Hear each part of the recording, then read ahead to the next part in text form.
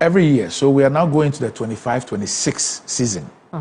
The season normally starts in September, but this year we'll start it a month earlier in August. Now, COCOABOD has a department called the research department, and they will do a forecast. So they first of all do a desktop forecast before they actually go on the field to do the actual, where they do the port counts and all those things. Now, there's always a certain variance between the desktop and the actual.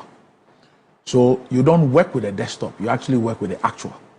So let's say the report is that for 25-26, our expected yield will be 650,000 tons.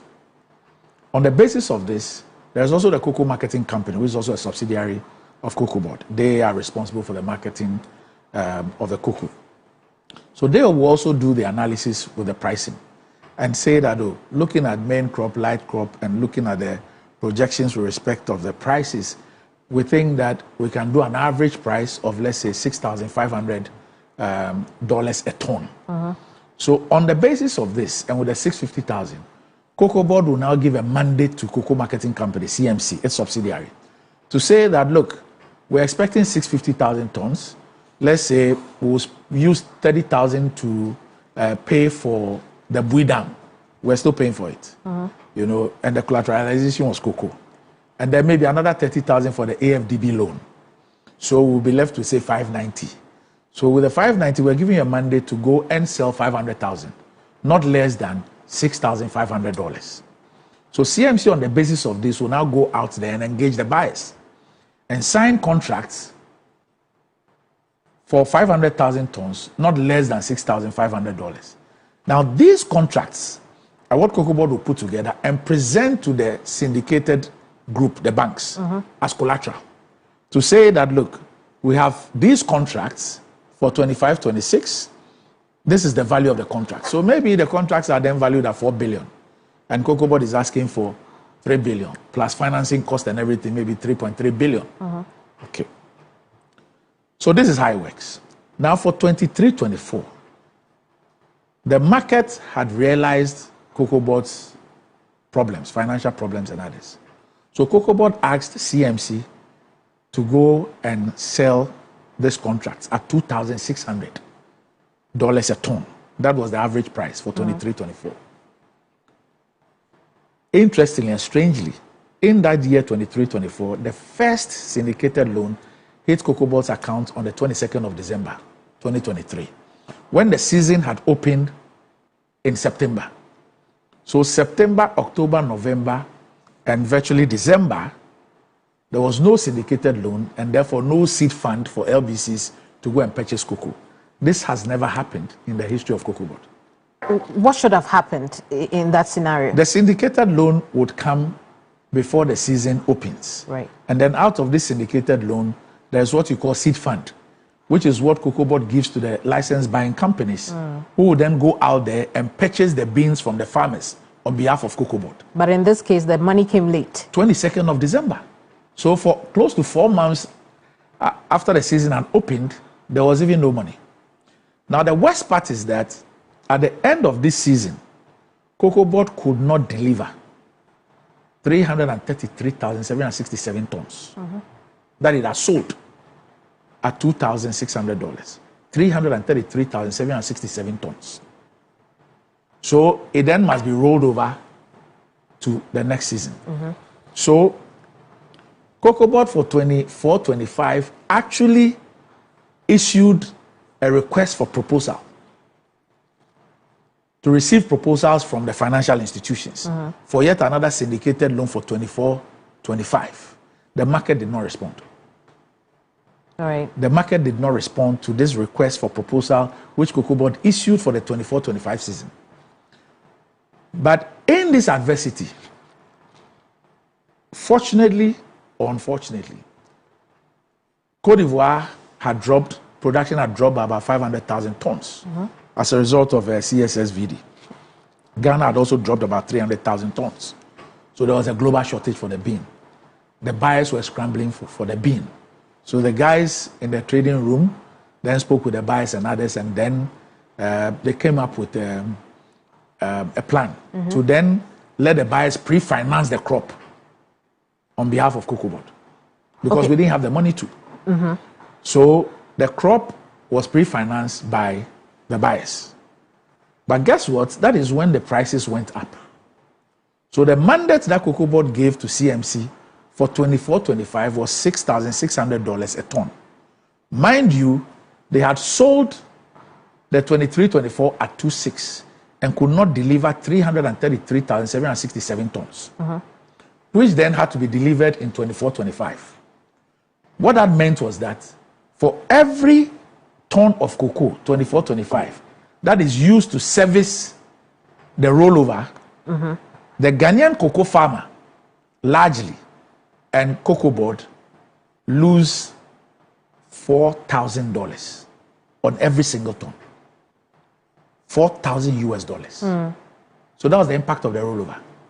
So for every ton, and as at, I believe as at April, we had serviced 210,000 tons. April of this year. 2025. 210,000 tons of this 333,767 tons. We're still in arrears. Yes. Now, this 210,000 tons translates into a loss of $840 million, which is money which should have largely gone to the cocoa farmer and to COCOABOD as a result of this decision that was taken in 23-24. And it is the reason why they could not, although the mandate for 24-25 was $6,600, they could not increase the producer price to a higher level. And they started around 2.9, and then with 3 weeks to the election, they increased it to 3.1. Because 3.1 of 6,600 is less than 50%. Okay. So whilst the rest of us outside COCOABOD were expecting higher prices on the basis of the increased prices globally, those inside there knew what had happened. They knew about the rollover. And they knew that on the basis of the rollover and the fact that we are going to service this rollover with a 24-25 crop, there was no way they could increase these prices significantly. But the rest of us didn't know. I had to get into COCOABOD to find out that indeed we had a rollover of 333,767 tons, which was sold at $2,600. This was not in any handing over notes. At all? No. So you went in blind, essentially? Yes. But now that the pressures are increasing for COCOABOD to increase the farm gate price from $3,100 per ton, yes. How are you going to manage that, given this very complex and dire financial situation so of COCOABOD? Now we are even going to roll over because we've not been able to do all the 333. So we are rolling over about 120,000 into 25-26. So we're continuing with that hangover. Until you finish? Yes. But His Excellency the President indicated that we should still find a way of paying the farmer more. But guess what has just happened in the last few weeks? As we all get excited about the performance of the cedi, something significant has happened as far as cocoa is concerned. By virtue of the performance of the cedi, the price that we pay, the producer price we pay to the farmer, has moved from $3,100 to $4,100. Yet the cedi value remains the same. Let's break that down. Let's break it down. As a result of the performance of the cedi, so let's say the 3-1, what we pay the farmer, translates to about 49,000 cedis. Right. Okay. Now, by virtue of the performance of the cedi, the increasing strength of the cedi, it now costs us in dollar terms $4,100 to be able to pay the farmer what we're paying 3-1. Yeah. So the strength of the cedi has moved in dollar terms, the producer price, from $3,100 to about $4,100. So without the corresponding move in the cedi term, in the cedi value. So is this reaching the the farmers? Is it making the farmers happy? Would you say at this time? So in cedi terms, the farmer will not see an increase in what they are getting. But if there is a corresponding effect, so for example, if transport fares are going down, if food inflation is going down, therefore price of food and other items are going down, what it then means is that the same cedis would be able to buy more. So the value of the cedi is then gone up. But if you look at it on the face of it, 49,000 has not changed from 49,000. But in dollar terms, your 49,000 was, say, $3,100. Today, it is almost $4,100. So COCOABOD is paying more. COCOABOD is paying more. So when we purchase the cocoa from the cocoa farmer today, we're paying almost $4,100. Although the announced producer price was 3.1. But by virtue of the strength of the cedi in the last few weeks, it has adjusted the price from 3.1 to almost 4.1. Does that, compound your already precarious financial situation? It does. It does, because we earn dollars, largely, because about 90% of our sale is external. So we earn USD. And then the Bank of Ghana, of course, the USD, they give us cedis. And then we pay cedis. So we earn in dollars. I get it, but it puts you in a very tricky position. Yes, it does. Right, because we need the cedi to... It does. I was telling the finance minister, jokingly, we were having a conversation, and I said, look, I've done my projections. I used 15.5. He says, I'm going to drive the thing to 10. It was you I thought about and decided that I'll stay at 12. So this morning I called him, and I said, Minister, but you said because of me, you were going to stay at 12. Because already, by what you're doing, you've shoved off 3 cedis, 50 pesos of every dollar of my projections.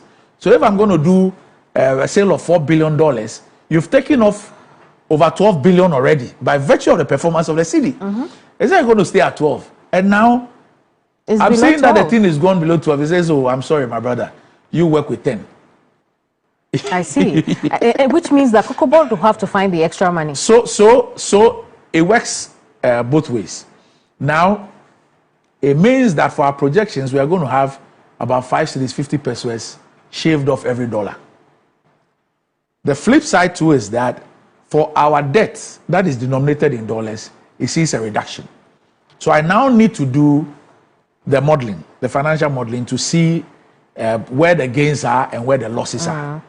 But obviously, I've given you one scenario, for example, that by virtue of the performance of the cedi, it has adjusted in dollar terms the producer price from 3.1 to close to 4.1. Yet the cedi value remains the same. But we've seen reports that the farm gate price could go up by August. Given what you're experiencing now with the appreciation of the value of the cedi, do we still have that August deadline in mind that will increase prices? So we're opening the season in August, and obviously we're going to do a new producer price. Okay. So watch this scenario.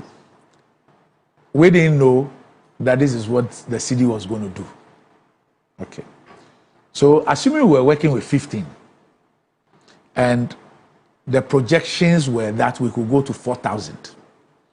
That would have meant, or maybe 4,100. That would have meant a 1,000 cedi, $1,000 increase in the producer price. This would mean a 15,000 cedis, 15,000 cedi increment in the cedi value to the farmer, which would be significant. But by virtue of the performance of the cedi, the $1,000 increment really does not move the cedi anywhere. Because the cedi is now stronger. So the farmer would only be able to experience a higher purchasing power. That is, for example, what today's 49,000 cedis will buy, yesterday's 49,000 cedis would not have been able to buy. No, I understand that. So what I'm asking is, are you still able to meet that promise? Because, I mean, the appreciation of the cedi, in terms of how we got there, is very independent of how COCOABOD works. Yeah, so right? I'm just... Even though you're feeling the impact. I'm just giving you the reality that in dollar terms, and I do dollar and then it will come into cedis because we sell in dollars and we earn dollars. And so we index it in dollars. So the current... But you pay the farmers in cedis. Yes. So that's the point I'm making, we don't take the dollars from the central bank. We bring in the forex. The central bank will give us the cedis at their rate. Right. Do you understand me? So although it is in dollars, we get the cedi equivalent. Nobody gives us, the Bank of Ghana doesn't give us the US dollars. So the point I'm making to you is that as at the last time the producer price was announced, it's $3,100 US for a ton, which then translated to about 49 49,000 cedis also. As we speak today, that same 49,000 cedis or so is close to $4,100. Right. Because of the strength of the cedi, the gains the cedi has made on the dollar. That is from the COCOABOD point of view. But from the farmer point of view, that's $3,100. Yes. It's still 49,000. It cannot be. So today, when I'm buying cocoa, today, what I need the cedis I need to pay for the cocoa translates to almost $4,100. So is the farmer getting more? I mean, that's what I'm trying to understand in the scenario. Because for you, on your books, the farmer will get more because you're spending more. Yes. But from the farmer's point of view, me, farmer, receiving from you, am I getting more? So what I'm saying is that in direct terms, you are still seeing maybe the same cedis. So assuming you were a farmer, and you receive your money and you decide to go and buy dollars, that same cedis could give you $3,100. Today, the same cedis will give you over $4,000. But that's because of the appreciation of the cedi. Yes. It's not because COCOABOD has gone up on the producer price. Yes, but the truth of the matter is that COCOABOD is selling in dollars. Right. So what I'm asking you is, I mean, despite, let's hold all of these things constant. Yes, we are seeing an appreciation in the value of the cedi and the likes. You're approaching a new season in August. We've seen the reports about a potential increase in what you pay for the cocoa beans from the farmers. Will you go up on the value we know today? So that's the point. No, the $3,100. So that's the no, don't do the math. That's the point I was making to you. When you do the math, it makes sense. No, it's extremely important. Okay. It's extremely important because the cocoa is priced in USD. What you give the farmer is a percentage of that FOB. I hope you understand what I'm saying. What you give the farmer is a percentage of that FOB. So assuming that you were going to sell the cocoa for, let's say, $7,000, and you're going to give the farmer 60% of that FOB, it is 60% of $7,000. That is in dollar terms. Okay, so right now we are doing about 20% to the farmers. No. What's the percentage you are doing now? 50. Under 50. If you look at the 3-1, it's under 50. Okay. Yes, it's under 50. So that 50%. So the point I'm making is that 50% won't change. So the point I'm making is that in percentage terms, we'll give the farmer more. So that was the analysis I was doing to you. That by virtue of it moving from 3-1 to 4-1, you have moved from less than 50% to close to 60%. Do you understand what I'm saying? So you are giving the farmer about 60% of the FOB today, even when you have not announced a new producer price. However, when you apply the exchange rate in cedi terms, the cedi hasn't moved. But we don't sell the cocoa in cedis. We sell in dollars. And then for the FOB, you pay the farmer a percentage of the FOB. So that will be in US dollars. And then it's expressed when you apply the exchange rate. Okay. Do you understand what I'm saying? So, for example, if the dollar had remained at 15 cedis to a dollar, and we had moved the producer price from 3-1 to 4-1, it will be 4,100 times 15, which will be far, far in excess of what the farmer is earning today. Yes. But if in August you announce a producer price increase to 4,100, which then will mean that you have moved from under 50 to about 60% of the FOB. In cedi terms, it could be, going to make a difference. It could be maybe 4-1 times 10, depending on how fast Ato goes. Or it could be 4-1 times 11. I hope you get the point I'm making. Now I get what you're referring to, right, with the math. Yes. But I'm not sure it answers the question as to whether or not COCOABOD will take a decision to go up on the producer price. Or you're still observing the market? Up. You will go up. We will go up. Okay. We are not going to maintain this under 50%. No. We will go up. Absolutely. So the point I'm making is that in going up, it's always a percentage of the FOB. So assuming that we move from under the 50 to even 60% of FOB, it will still be expressed in US dollars. But these US dollars must be multiplied by the exchange rate. I completely understand you. So what then you're doing is preparing people's minds to understand that even if you go up because of the performance of the cedi, the money may not be as much as if the cedi was still. I'm just stating the facts. So no, let me put it this way. Understand. Let me put it this way. Assuming that it was $7,000 a ton, and we're giving 100% of that money to the farmer, at 15.5. the farmer will be getting 105,000. Not so, 105,000 at 15. By virtue of the performance of the cedi, if at the time of sale it is now 10 cedis, it becomes 70,000 cedis. So the dollar value has not changed. The percentage of FOB that you're giving the farmer has improved. But by virtue of the strength of the cedi value either remains stagnant or it reduces. I think that we need to be very prudent in our spending so that we'll be able to give the farmer a lot more than what the farmer is getting today. We need to also look at the distribution of inputs seriously. There's one thing importing these inputs or procuring these inputs, but then you get in there and you realize that the chain, as far as the distribution networks are concerned, are also very problematic. And so you need to really look at the operations of your district offices and the officers there, because a well thought out plan could be sabotaged or jeopardized by the actions or inactions of these people in the network. And then there are many things that perhaps we take for granted in Accra that on the basis of these interactions will then inform, how we formulate some of these policies and how we also deliver on them. I see. Let's look at some of the issues that you mentioned, like prudent spending.